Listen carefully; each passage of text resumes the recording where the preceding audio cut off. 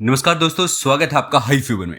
Russia China to triple hypersonic missile USA का biggest concern है।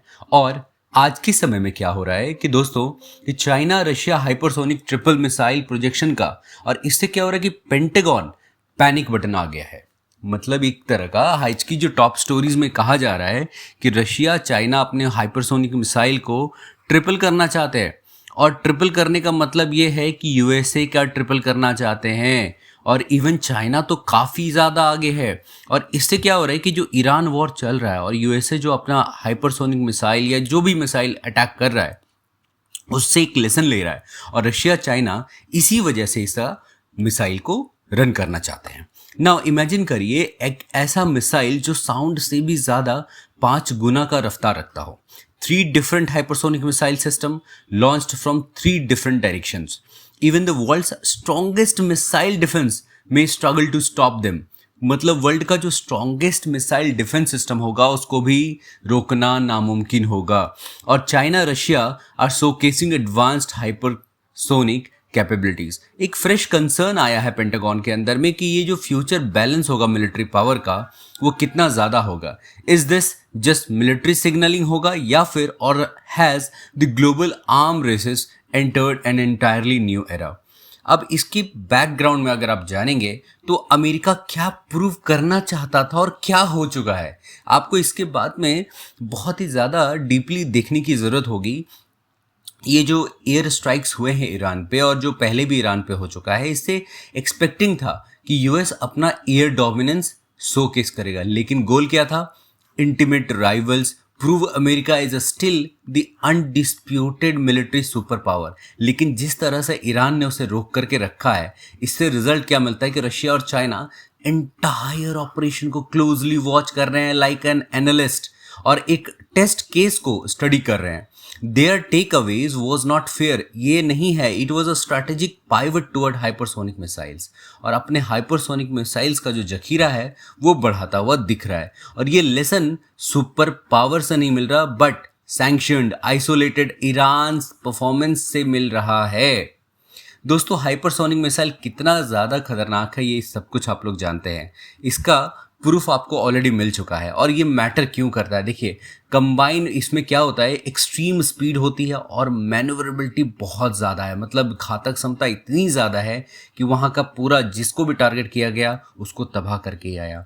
This they typically travel at mark 5 और faster. Mark 5 तो मैं कम बता रहा हूँ, ये तो हाइपरसोनिक आप समझ सकते हो कि ये ब्रह्मोस जैसा मिसाइल का ये स्पीड हो सकता है। लेकिन आप सोचो इससे भी अगर ऊपर हो जाए तो some use hypersonic glide vehicles, hypersonic cruise missiles.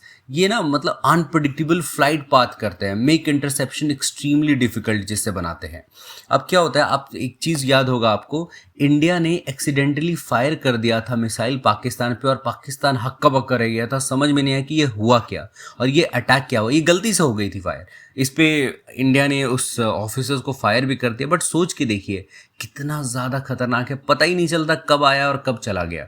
अब इससे आप अंदाज़ा लगाइए रशिया का आर्सेनल किंजल का, मतलब पुतिन का जो एयर लॉन्च्ड हाइपरसोनिक वेपन है, ये 2004 पे इस पे काम कर रहे हैं और 2017 तक इसको रेडी करना चाहते थे। स्पीड कितनी थी मालूम है? मार्क 10, 12,000 किलोमीटर प्रति घंटे की रफ्तार से। स्ट्राइक रेंज थी 2,000 किलोमीटर। एक्टिवली यूज हो रखा है यूक्रेन वॉर में, कंटिन्यूअसली अपग्रेडेड किया जा रहा है पुतिन के द्वारा। रशिया का एवनगेड ये ट्रम्प कार्ड है जिसे दुनिया ने अभी तक देखा ही नहीं है। क्या नहीं देखा? स्पीड पता है आपको इतनी कितनी होगी? किंजल की स्पीड तो मैंने बता दिया, 12 मार्क का। और ये जो आपका रशिया का ट्रम्प कार्ड है एवनगार्ड, इसका 20 मार्क है। मतलब आप सोच के देखिए 25,000 किलोमीटर पर आवर। ये कोई भी एग्जिस्टिंग एयर डिफेंस सिस्टम नहीं है धरती पे जो इसको इंटरसेप्ट कर सके। पेंटागन का एस्टिमेट है कि Russia produces 100 hypersonic missile per year कर सकता है और Russia could have 1000 hypersonic missile by 2035। और 2035 तक क्या होगा? उसके पास 1000 से भी ज़्यादा हाइपरसोनिक मिसाइल्स होंगे। अब एक बात बताता हूँ दोस्तों कि चाइना की जो अप्रोच है ना, इंडस्ट्रियलाइजेशन ओवर इंटिमिडेशन है। मतलब क्या होता है कि देखिए DF-17 और ग्वाम किलर 2 तरह के उसके पास हाइपरसोनिक मिसाइल्स हैं। दोनों की स्पीड अच्छी खासी है। मार्क 10 की स्पीड है, 2000 किलोमीटर की रेंज है। और डोंगफेंग 26 इसकी भी रेंज अच्छी है और ये भी छुपा करके रखते हैं। गुआम किलर, ये DF-26 स्पेसिफिकली टारगेट किया गया है यूएसए को, मिलिट्री बेस को पैसिफिक ओशियन पे। और चाइना का रियल स्ट्रेंथ पता है क्या है? ये नहीं है कि मिसाइल का डिज़ाइन कैसा नहीं है, नहीं, इसका मास प्रोडक्शन कैपेसिटी। आप जानते हो कि चाइना को वर्ल्ड की फैक्ट्री कहा जाता है क्योंकि वहाँ प्रोडक्शन कैपेसिटी कमाल का है। और इसी वजह से ये जो नंबर्स आते हैं ये वॉशिंगटन को, यूएसए को चिंता में डाल देती है। और जो प्रोडक्शन गैप है यूएसए का और राइवल्स का, ये काफ़ी ज़्यादा हो जाता है। चाइना कितना प्रोड्यूस कर सकता है? एक साल में 370 हाइपरसोनिक मिसाइल प्रोड्यूस कर सकता है, मैसिव कर सकता है। China could have nearly 4000 hypersonic missiles by 2035। 2035 तक ही अकेला ये 4000 का रखेगा, जिससे यूएसए से भी काफ़ी ज़्यादा हो सकता है। और कंबाइंड रशिया चाइना कर दें तो 5000। यूएसए का कंपैरिजन करें तो only handful of hypersonic missile है, जिसमें 8 रिपोर्टेड फेल हो चुका है कि इसको लॉन्च करने का कैपेसिटी है उनके पास। और America's Achilles heel exposed by Iran, जो उनका एक ये था, वर्चस्व था, वो ईरान ने खत्म कर दिया। और व्हाट द ईरान वो रिवील्ड अबाउट यूएस लिमिटेशंस, ये दिख चुका है। थार्ड का interception, nearly half its Patriot interception, about 1/3 of its Tomahawk cruise missiles. और दूसरी बात यह है कि जो रिप्लेनिशमेंट रेट है वो बहुत ही ज़्यादा स्लो है। मतलब 15 टोमाहॉक प्रोड्यूस कर सकते हैं, 20 पैट्रिक मिसाइल प्रोड्यूस कर सकते हैं, 0 थर्ड डिलीवरी हुआ है 2026 तक। फुल इन्वेंट्री रिबिल्ड करने में ही सिर्फ 3+ ईयर्स लग जाएंगे।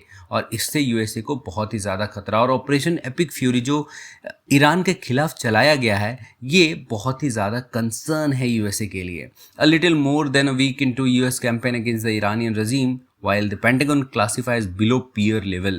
और इससे चाइना को एक एज मिलता है। और इंडिया को इससे क्या सीखना चाहिए? देखिए, मॉडर्न वॉर जो है वो रैपिडली चेंज कर रहे हैं और every major conflict offers valuable military relations. The Iran Israel conflict highlighted the growing importance of integrated air और missile defence, drones, electronic warfare, rapid intelligence sharing. S-400 है हमारे पास, आकाश है, ब्रह्मोस मिसाइल है, डीआरडीओ का हाइपरसोनिक रिसर्च है। लेकिन future threats will demand even faster technological advancement. Key areas India में continue to prioritise include hypersonic missile development, counter drone, anti swarm system.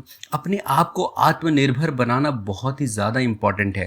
और फ्यूचर कॉन्फ्लिक्ट ना may not be won only by the country with the biggest army. कोई biggest army से नहीं लड़ी जाएगी, but by the one with the fastest sensors, smartest network और quickest response जो दे पाएगा, वही देश आगे बढ़ेगा। और इससे हम लोगों को भी सबक जरूर लेनी चाहिए। आपको क्या लगता है दोस्तों? कमेंट में ज़रूर लिखिएगा कि क्या ये ठीक है कि अपना इंडिया को भी इस हाइपरसोनिक मिसाइल का ज़खीरा को बढ़ाना चाहिए, या फिर आपको लगता है कि नहीं, अभी प्रोडक्शन कम रखते हैं, एजुकेशन वगैरह पे ज़्यादा खर्च करते हैं, बाद में होगा तो देखा जाएगा। चलिए मिलते हैं, तब तक के लिए धन्यवाद। जय हिंद।